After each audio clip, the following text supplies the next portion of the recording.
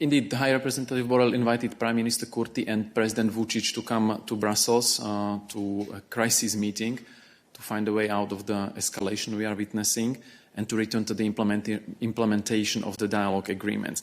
The date of the meeting has not been set yet because the parties have not confirmed their attendance so far. High Representative and also the EU member states expect a more reasonable attitude from partners who aspire to join the European Union. They are both invited and we expect them to come without preconditions. Finding a solution is, first of all, in the interest of people in Kosovo and in Serbia.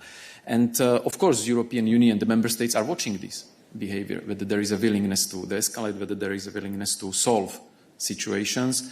We have the regular monthly meeting of EU foreign ministers, the FAC, next Monday. The issue is on the agenda. We have upcoming Council conclusions. So all these events by the European Union will also reflect the readiness of the leaders to show constructiveness and try to find solutions.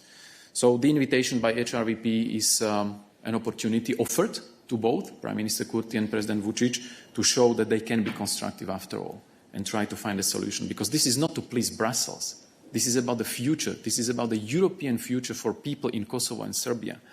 And the lack of engagement will have inevitably consequences on the citizens, both in Kosovo and in Serbia. And this is solely responsibility of the two leaders, President Vučić and Prime Minister Kurti. It's no one else's responsibility.